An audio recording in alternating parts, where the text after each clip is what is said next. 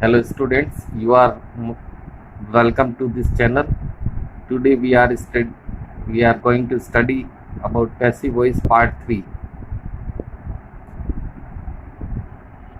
आज हम passive voice का तीसरा पार्ट करेंगे, यानी कि एक्टिव वॉइस के ऐसे सेंटेंस जिसको पैसिव वॉइस में बदलना है। हमने इससे पहले 2 पार्ट कर लिए थे। फर्स्ट पार्ट में हमने पैसिव वॉइस की रूल्स और स्टेप्स, किस स्टेप से पैसिव वॉइस बनता है वो सीखा था। दूसरे पार्ट में हमने असर्टिव या सिंपल सेंटेंस का अभ्यास किया था।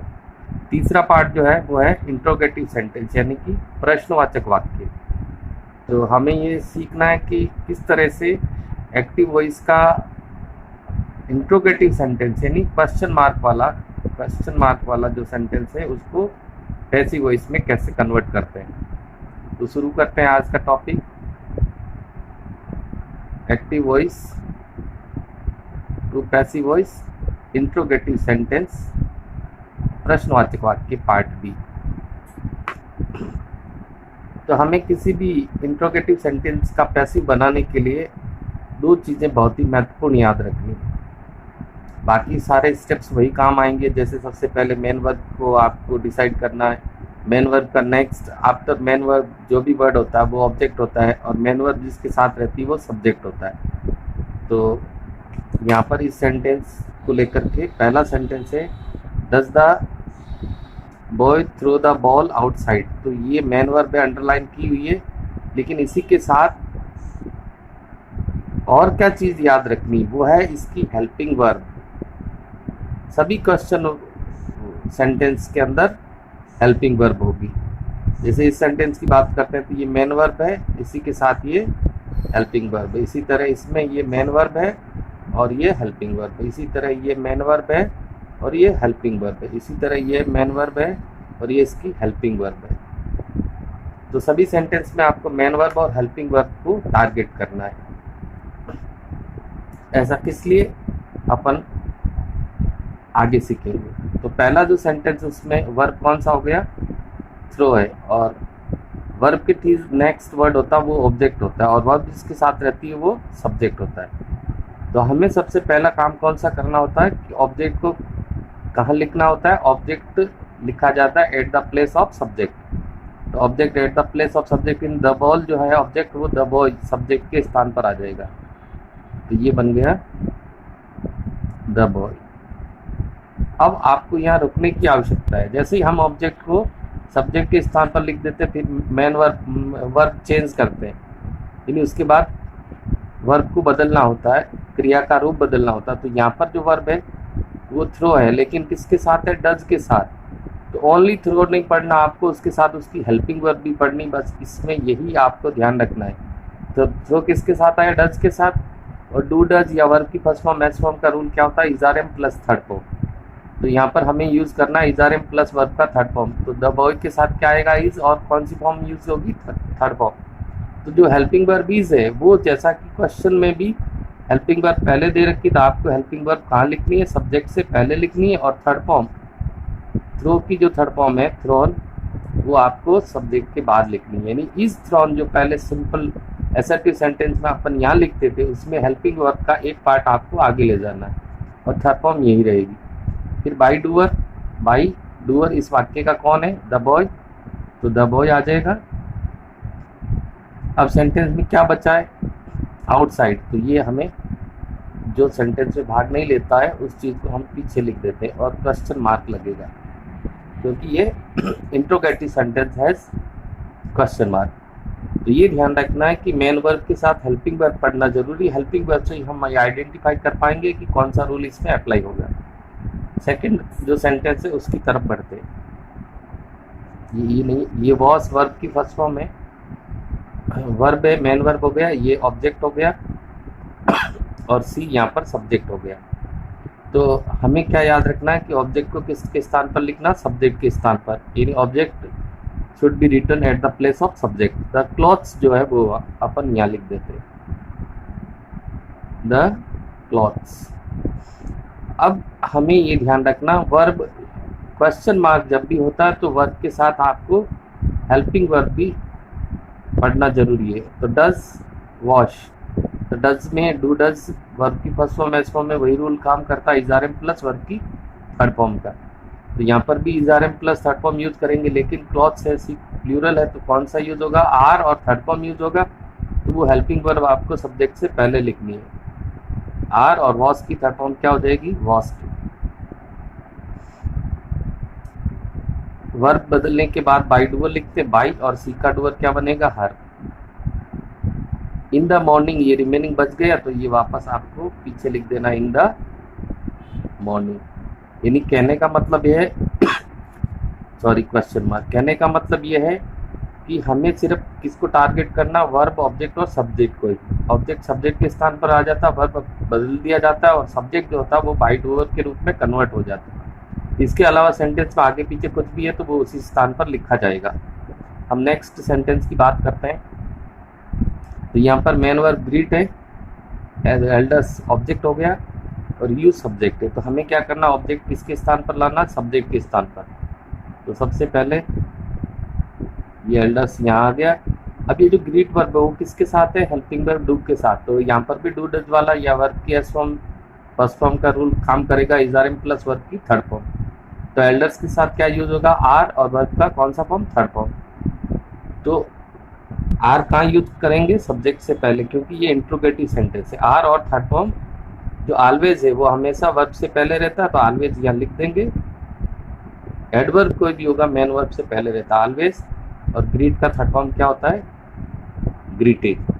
तो ये आर थर्ड फॉर्म हो गया, ऑलवेज ऑलवेज की आर थर्ड फॉर्म। फिर बाई डूअर आता, बाई और डूअर यहाँ पर कौन है, यू है। तो यू का डूअर क्या बनता है, यू ही बनता है। ये क्वेश्चन मार्क हो गया। तो ये अपना sentence do you always greet the elders जो है वो हो गया, are the elders always greeted by you. Next sentence का वर्ब है कुक और ऑब्जेक्ट है ब्रेकफास्ट। सब्जेक्ट क्या, मिसेस शर्मा।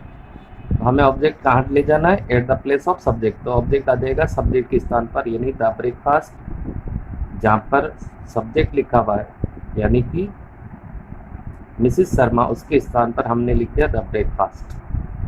अब यहाँ पर जो वर्ब है कुक वो किसके साथ आई है, डिड के साथ। देखो यहाँ पर थोड़ा सा वापस देख लेते हैं, ये भी फर्स्ट फॉर्म है, ये भी फर्स्ट फॉर्म है, ये भी फर्स्ट फॉर्म है, ये भी फर्स्ट फॉर्म है। तो हमें हेल्पिंग वर्ब को देखना क्यों जरूरी है, यहाँ जो हेल्पिंग वर्ब फर्स्ट फॉर्म के साथ जो हेल्पिंग वर्ब है वो डिड आई है। अगर आपने इस हेल्पिंग वर्ब को नहीं पढ़ा तो गलती क्या होगी, आप वर्ब की फर्स्ट फॉर्म का रूल ही लगा दोगे। तो इसलिए हमेशा ध्यान रखना कि वर्ब के जो वर्ब जो है वो कौन सी हेल्पिंग वर्ब के साथ है, ये ध्यान रखना जरूरी है। तो यहाँ वर्ब जो फर्स्ट फॉर्म है वो डिड के साथ है और डिड का रूल सेकंड फॉर्म का रूल होता है, यानी वाज वर्ब के साथ थर्ड फॉर्म। ब्रेकफास्ट के साथ वाज यूज होगा और थर्ड फॉर्म यूज होगी। तो क्या आ जाएगा यहाँ पर, हेल्पिंग और सब्जेक्ट से पहले आएगी वॉज और कुक की थर्ड फॉर्म क्या होती है, cooked. Third form by, subject कौन है, मिसेस शर्मा। तो यहाँ पर वापस आ जाएगा मिसेस शर्मा। तो अपना जो सेंटेंस था did Mrs Sharma cook the breakfast हो गया was breakfast cook by the by Mrs Sharma question mark. अगला सेंटेंस देखते हैं। Are they playing football. यहाँ पर वर्ब कौन सी है, प्लेइंग। फुटबॉल क्या है, ऑब्जेक्ट और सब्जेक्ट कौन हो गया, दे। तो इसमें जो वर्ब है प्लेइंग किसके साथ है, हेल्पिंग वर्ब आर के साथ है, यानी हेल्पिंग वर्ब और वर्ब दोनों आपको साथ में याद रखना है। आर प्लेइंग, तो इजारएम आईएनजी वाला रूल यूज करेंगे। इजारएम वर्ब की फर्स्ट फॉर्म आईएनजी किस में बदलता है, is are am plus being plus third form में। तो हमें पहले ऑब्जेक्ट को सब्जेक्ट के स्थान पर लिख देना। ये हो गया फुटबॉल, कहाँ लिखा, दे के साथ, दे के स्थान पर। अब हमें फुटबॉल के साथ is being third form use करना है। तो इज हेल्पिंग वर्ब सब्जेक्ट से पहले आएगी, is only is helping verb का एक हिस्सा आगे जाएगा, बीइंग थर्ड फॉर्म पीछे ही लिखेंगे सब्जेक्ट के साथ, बीइंग। और प्ले का थर्ड फॉर्म क्या होता है, प्लेड। फिर by doer, by subject they है तो दे का डूअर क्या बनता है, दे क्वेश्चन मार्क। तो अपना जो सेंटेंस था वो बन गया, is football being played by they. Next sentence में देखो, ये अपनी मेन वर्ब हो गई, किसके साथ है, वॉज के साथ। तो यहाँ पर भी आपको देखो, यहाँ पर इन दोनों में, यहाँ पे भी आईएनजी, यहाँ पे भी आईएनजी। अगर अपन आईएनजी खाली वर्ब की इंग फॉर्म को पढ़ करके अगर रूल लगा देते हैं तो गलत होगा, यानी हेल्पिंग वर्ब को भी देखना जरूरी है। तो यहाँ वर्ब की फर्स्ट फॉर्म आईएनजी किसके साथ थी, आर के साथ, इसलिए हमने इज़ारम आईएनजी वाला फॉर्मूला यूज़ किया। और यहाँ पर आईएनजी किसके साथ है, वर्ब के साथ, तो यहाँ वाजवर आईएनजी का फॉर्मूला यूज़ होगा। वाजवर वर्ब की फर्स्ट फॉर्म आईएनजी का रूल होता है वाजवर plus being plus third form. तो हेल्पिंग वर्ब इंट्रोगेटिव सेंटेंस में हेल्पिंग वर्ब बहुत ही महत्वपूर्ण अपनी भूमिका निभाती है। तो ये वर्ब हो गया, ये ऑब्जेक्ट, और ये क्या हो गया, सब्जेक्ट। ऑब्जेक्ट कहाँ आएगा, सब्जेक्ट की जगह। तो ये हो गया letters. Was writing, was were ING, was were being third form में बदलता है। लेटर्स प्लूरल है तो हेल्पिंग वर्ब क्या यूज होगी, वर्ब, जो कि पहले लिखेंगे। फिर हमें क्या यूज करना, बीइंग, और थर्ड फॉर्म राइट की थर्ड फॉर्म क्या बनती है, रीडर। बाई सब्जेक्ट कौन है, योर फादर, तो डूवर भी क्या बनेगा, योर फादर, क्वेश्चन मार्क। तो क्या बन गया, were letters being written by your father, question mark. तो ये थे हेल्पिंग वर्ब से शुरू होने वाले क्वेश्चन सेंटेंस यानी इंट्रोगेटिव सेंटेंस। अब हम आपको इंट्रोगेटिव का दूसरा पार्ट बताते हैं। दूसरा पार्ट देखते हैं। देखो इसमें ये वर्ब है किसके साथ है, हैज़ के साथ, लेकिन इससे पहले WH वर्ड भी लगा हुआ है। ये वर्ब है हेल्पिंग वर्ब के साथ, लेकिन इसमें भी WH वर्ड है। इसी तरह इसमें ये वर्ब किसके साथ है, WH वर्ड के साथ। इसी तरह ये वर्ब और यह क्या, WH वर्ड। इसी तरह ये वर्ब है, यहाँ WH वर्ड नहीं है। और नेक्स्ट वाले में आप देखते हैं तो ये वर्ब है WH वर्ड के साथ। तो WH वर्ड लगा है, यानी इंट्रोगेटिव वर्ड यूज करके जो वाक्य बनता है इंट्रोगेटिव, उस वाक्य में आपको क्या सावधानी रखनी है। तो हमें ये याद रखना है कि जो रूल है वो स्टेप्स जो है वही काम में लेने। ये वर्ब है, ये मेन वर्ब हो गया, ये इसका ऑब्जेक्ट हो गया, और ये क्या हो गया, सब्जेक्ट। तो हमें क्या करना है, we should take object at the place of subject. Object को सब्जेक्ट के स्थान पर लिख देते हैं पहले। स्टोरी वर्ब किसके साथ, कौन सी हेल्पिंग वर्ब के साथ है, हैव के साथ। तो has have plus third form वाला रूल लगेगा, has been have been third form. तो अ स्टोरी सिंगुलर है तो हैज बीन यूज करना है। तो हैज केवल आपको सब्जेक्ट से पहले रखना है, और बीन थर्ड फॉर्म सब्जेक्ट के बाद ही रखेंगे। तो हेल्पिंग वर्ब का एक पार्ट आगे जाएगा सब्जेक्ट से पहले। Has a story been written by, subject का डूअर क्या है, द स्टूडेंट्स। ये हो गया द स्टूडेंट्स, और क्वेश्चन मार्क लग जाएगा। इसका क्या रोल है, तो ये WH वर्ड अपने स्थान पर वापस लिख दिया जाएगा। तो इस सेंटेंस में और इस सेंटेंस में कोई अंतर नहीं है, यानी जो रूल आपने यहाँ फॉलो किया है वही रूल आपको इसमें फॉलो करना। बस ये याद रखना है कि जो WH वर्ड है वो अपने स्थान पर बना रहेगा। चलो एक नेक्स्ट एग्जांपल और देखते हैं। इसमें ये वर्ब है लॉक्ड, ऑब्जेक्ट हो जाएगा गेट, और रेणु यहाँ पर हो जाएगी सब्जेक्ट। तो हमें वही रूल फॉलो करना है कि ऑब्जेक्ट कहाँ जाएगा, eight the place of subject. तो यहाँ पर आ जाएगा सब्जेक्ट गेट। देखो यहाँ वर्ब की थर्ड फॉर्म है किसके साथ, हेड के साथ, हेड थर्ड।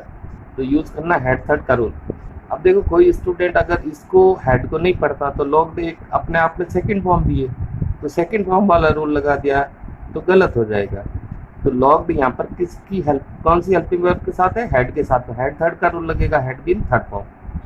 हेल्पिंग वर्ब हमेशा सब्जेक्ट से पहले और थर्ड फॉर्म सब्जेक्ट के बाद। तो had the gate locked by doer, doer कौन है, रेणु। और ये यहाँ पर WH वर्ड है वाई, वो अपने स्थान पर बना रहेगा। तो क्या बन गया sentence, had why had the gate locked by Renu. ये जो इसका जो सहायक सेंटेंस बचा हुआ है वो आपको वैसे ही कॉपी कर लेना। Before she went out, question mark. हमें क्या याद रखना है, हमें मेन ऑब्जेक्ट को सब्जेक्ट के स्थान पर लिखना, मेन वर्ब को बदलना है, और सब्जेक्ट को डूअर के रूप में लिखना है, और WH वर्ड है तो उसको इसी स्थान पर लिख देना है। इसके अलावा जो भी बचता है उसको हमें उसी तरह से नोट डाउन कर लेना। इसमें ये बिल्ट वर्ब है main verb, the bridge object हो जाएगा, दे सब्जेक्ट हो जाएगा। तो हमें क्या करना, ऑब्जेक्ट किसके स्थान पर लिखना है, सब्जेक्ट के स्थान पर। तो यहाँ आ जाएगा ये ब्रीज। लेकिन यहाँ पर वर्ब आपको पढ़नी हैव बिल्ट किसके साथ, will have built. Will have built यानी will have, shall have third form का रूल यूज होगा, और will have shall have third form का रूल क्या होता है, will have been shall have been verb की थर्ड फॉर्म। तो विल हैव बीन है तो विल ही वापस यूज करेंगे हेल्पिंग वर्ब के तौर पर, और यहाँ पर आपका पूरा रूल लग जाएगा हैव बीन, बीन यूज होगा। और बिल्ट की थर्ड फॉर्म क्या होती है, बिल्ट ही होती है। और बाई डूअर, डूअर इसको लिखेंगे जो सब्जेक्ट है उसी का डूअर, बे का डूअर क्या बनता है, दे क्वेश्चन मार्क। ये जो WH वर्ड आया ये अपने स्थान पर बना रहेगा। तो क्या सेंटेंस बन गया, where will the bridge have been built by them. Next अगला सेंटेंस बहुत ही अच्छा है, इसमें मेन वर्ब हेल्प है और सब ऑब्जेक्ट क्या हो जाएगा, मी। सब्जेक्ट यहाँ हु है, जो WHBD है, WH वर्ड भी है यानी डबल रोल में सब्जेक्ट का भी काम करता है और WH वर्ड का भी काम करता है। वर्ब किसके साथ आई, कुड के साथ। कुड क्या होता है, मॉडल। इसमें रूल कौन सा काम करेगा, मॉडल प्लस वर्ब की फर्स्ट फॉर्म होता है, मॉडल बी प्लस वर्ब की थर्ड फॉर्म। तो हमें तो पहले क्या करना, ऑब्जेक्ट को सब्जेक्ट बनाना है। मी है तो मी का सब्जेक्ट क्या बनता, आई। मैं यहाँ लिख देता हूँ। वाक्य कैसा अपना सेंटेंस है, इंट्रोगेटिव। तो कुड हेल्प, तो कुड बी थर्ड फॉर्म हो जाएगा। तो कुड कहाँ लिखेंगे, सब्जेक्ट से पहले, बी थर्ड फॉर्म सब्जेक्ट के बाद। तो कुड बी थर्ड फॉर्म हो गया, कुड फर्स्ट का, कुड बी थर्ड फॉर्म। तो मी का ऑब्जेक्ट, मी ऑब्जेक्ट था, उसका सब्जेक्ट आई हो गया। अब यहाँ बाई डूअर लिखने की आवश्यकता नहीं है, लिखो तो बाई और हु का डूअर बाई हुम बनता है, तो आप लिख सकते बाई हुम। पर अच्छा जो स्ट्रक्चर है वो यही माना जाता है कि हु को, हु के जगह क्या लिखना आपको, बाई होम। ये सेंटेंस बन गया, by home could I B help और क्वेश्चन मार्क। आप यदि इस सेंटेंस को ऐसे भी लिख सकते हो तो कोई गलत नहीं होगा, could I B help by home, जैसे बाई डूअर लिखते हैं। वो बाई डूअर यहाँ नहीं लिख करके सब्जेक्ट का रोल कर रहा है, इसलिए इसको यहाँ पर सब जहाँ है वहीं पर लिख सकते हैं, by home. By home could I B help. चलो नेक्स्ट सेंटेंस देखते हैं। इसमें परचेज मेन वर्ब है और सम बुक्स ऑब्जेक्ट है और ही क्या है, सब्जेक्ट। तो अपना ऑब्जेक्ट कहाँ जाएगा, सब्जेक्ट की जगह। तो सबसे पहले आ जाएगा सम बुक्स। यहाँ पर वर्ब जो है परचेज वो किसके साथ, मे के साथ। मे मॉडल में आता है, मॉडल प्लस फर्स्ट फॉर्म किस में बदलता है, modal plus be plus verb की थर्ड फॉर्म में बदलता है। तो modal may be third form हो जाएगा। तो मे आपको सब्जेक्ट से पहले लिखना है क्योंकि ये इंट्रोगेटिव सेंटेंस। मे बी और परचेज का कौन सा फॉर्म आ जाएगा, थर्ड फॉर्म। बाई सब्जेक्ट होना है, यहाँ ही का डूअर क्या बनता है, हिम और क्वेश्चन मार्क। इसमें WH वर्ड नहीं है तो नहीं यूज करना आपको, जिसमें है WH वर्ड उसी को यूज करना है। तो may some books be purchase by him, question mark. चलो WH का एक और प्रश्न देखते हैं, एक और वाक्य। ये टीचर्स वर्ब मेन वर्ब है, ये यू ऑब्जेक्ट हो गया, और ये हु डबल डॉल में सब्जेक्ट भी है और WH वर्ड भी है। तो यू कहाँ पर आपको राइट करना है, सब्जेक्ट के स्थान पर। तो मैं यह सब्जेक्ट के स्थान पर लिख देता हूँ। टीचर्स एस फॉर्म है, वर्ब की फर्स्ट फॉर्म। एस फॉर्म का रूल क्या होता है, इज़ार एम प्लस वर्ब की थर्ड फॉर्म होता है। इज़ार एम प्लस वर्ब की थर्ड फॉर्म, तो यू के साथ क्या यूज होगा, आर, और वर्ब की थर्ड फॉर्म। तो आर हमें पहले लिखना है। क्यों लिखना है, क्योंकि अपना इंट्रोगेटिव सेंटेंस है। आर और टीच का थर्ड फॉर्म क्या होता है, टॉट। ये लेसन यहाँ आ जाएगा, डबल ऑब्जेक्ट वाला वाक्य है, और क्वेश्चन मार्क आ जाएगा। अब हु का क्या रोल होता है, हु सब्जेक्ट भी है और WH वर्ड भी है, तो हु का क्या हो जाएगा, बाई हु। ये याद रखना, हु में क्या यूज करते हैं, by who. By whom are you taught a lesson. इस प्रकार से ये जो था इंट्रोगेटिव सेंटेंसेस की एक्सरसाइज थी। एक तो ऐसे वाक्य हैं इसमें जिसमें ओनली हेल्पिंग वर्ब है, तो ओनली हेल्पिंग वर्ब। तो हम सभी सेंटेंस में आपको क्या याद रखना है, क्या रिमेंबर रखना है कि वर्ब के साथ हेल्पिंग वर्ब को देखना जरूरी है। हेल्पिंग वर्ब ही रूल को डिसाइड करेगी कि हमें किस तरह से रूल को यूज करना है। बाकी जो सिंपल स्टेप्स है वो आपको याद रखने हैं। ऑब्जेक्ट सब्जेक्ट के स्थान पर आएगा, मेन वर्ब चेंज हो जाएगी, सब्जेक्ट का बाई डूअर हो जाएगा। बाकी जैसा हेल्पिंग वर्ब है सब्जेक्ट से पहले पहले आएगी, डबल एच वर्ड है जहाँ है वहीं पर इसका इस्तेमाल करेंगे। इसका अच्छा सा अभ्यास कीजिए आप, बार बार इसको आगे पीछे वीडियो को पॉज करके भी आप कॉपी में अच्छा से इसको काम कर सकते हैं और इसकी एक्सरसाइज भी आप कर सकते हैं। Thank you.